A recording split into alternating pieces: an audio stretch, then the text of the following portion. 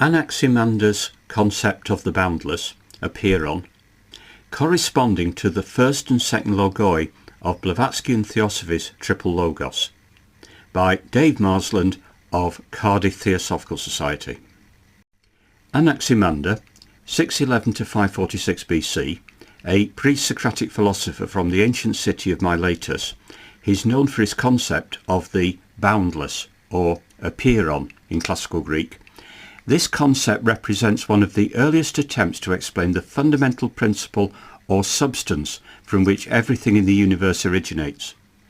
Anaximander's idea of the boundless is a crucial aspect of his cosmological and metaphysical thought, and it has had a lasting influence on the development of Western philosophy. Anaximander's boundless represents an indeterminate and infinite source that gives birth to the diverse forms and phenomena we observe in the world. According to Blavatskyan Theosophy, Anaximander's boundless corresponds to the first and second Logoi of the Triple Logos, which constitutes the consciousness behind the creation of the universe and the plan for the form it will take. Blavatskyan Theosophy's concept of the absolute aligns with Anaximander's belief that the boundless is beyond human understanding and cannot be reduced to any specific element or concept.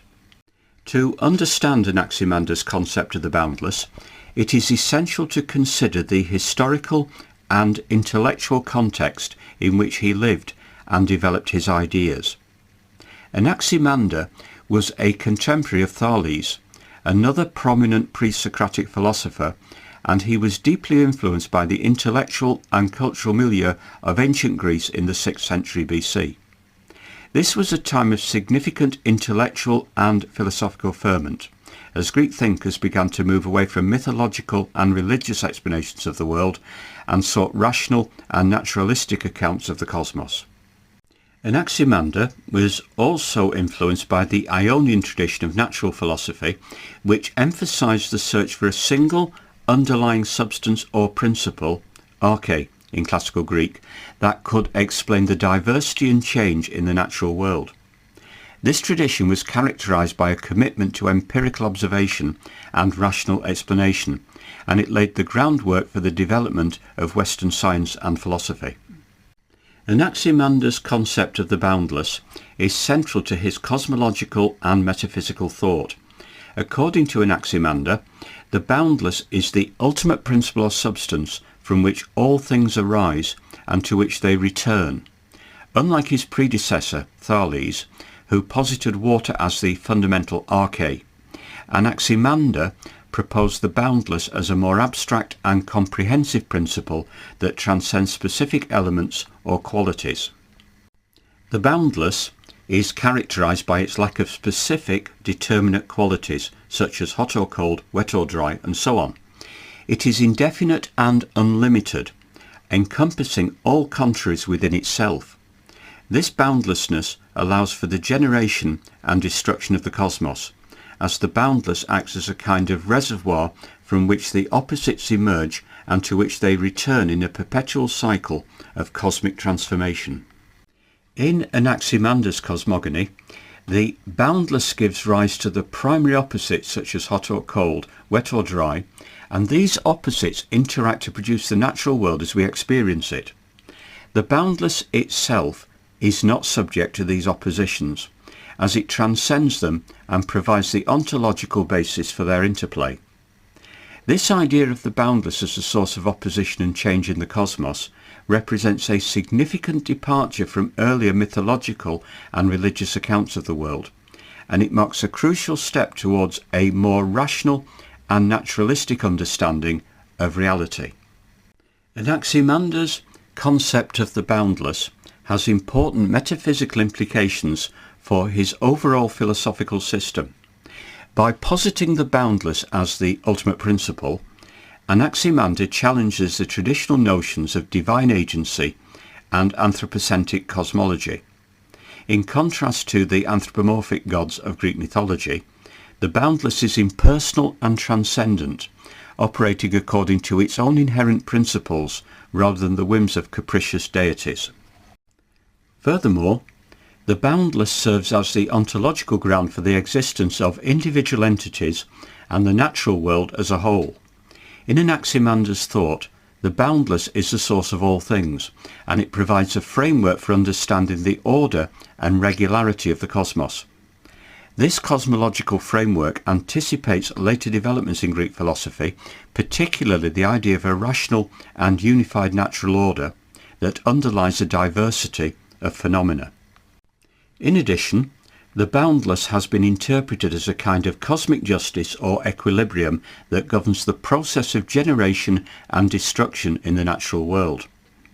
Anaximander's concept of the boundless as a cosmic principle that maintains the balance and harmony reflects his concern with the ethical and political implications of his metaphysical and cosmological ideas. This ethical dimension of Anaximander's thought has been a subject of scholarly debate, as it raises questions about the relationship between the natural world and human society, and the role of human beings within the larger cosmic order. Anaximander's concept of the boundless can be understood in relation to other philosophical concepts, both within the pre-Socratic tradition and in later philosophical developments. In contrast to Thales's emphasis on water as the arche, Anaximander's boundless represents a more abstract and comprehensive principle that transcends specific elements or qualities. This shift from a specific substance to a more general and inclusive principle reflects Anaximander's attempt to provide a more fundamental and unified account of the natural world. Furthermore, the boundless can be seen as a precursor to the later idea of the one in the philosophy of Parmenides and the nous, or mind, in the thought of Anaxagoras. These later thinkers also sought a single ultimate principle that could explain the diversity and unity of the cosmos, and they drew on the concept of the boundless in developing their own metaphysical and cosmological systems. Anaximander's concept of the boundless also anticipates the later distinction between the intelligible and sensible realms in Plato's philosophy. The boundless can be seen as a kind of intelligible principle that underlies the sensible world, and this distinction between the transcendent realm of forms and the empirical realm of appearances has important implications for the development of Western metaphysics and epistemology. Anaximander's concept of the boundless continues to be a subject of philosophical and scientific interest due to its enduring relevance to contemporary debates about the nature of reality and the origins of the cosmos. The idea of a fundamental and unifying principle that underlies the diversity of phenomena remains a central concern in metaphysics and cosmology, and Anaximander's concept of the boundless provides a historical and conceptual foundation for addressing these questions. Moreover, the boundless can be seen as an early attempt to reconcile the apparent oppositions and contradictions in the natural world, and this theme of unity and diversity has been a recurrent motif in Western thought. Anaximander's concept of the boundless invites reflection on the nature of change, causation, and the ultimate structure of reality, and it continues to inspire philosophical inquiry into these fundamental issues. In conclusion, Anaximander's concept of the boundless represents a significant development in the history of Western philosophy, and it has had a lasting impact on the understanding of the cosmos and our place within it.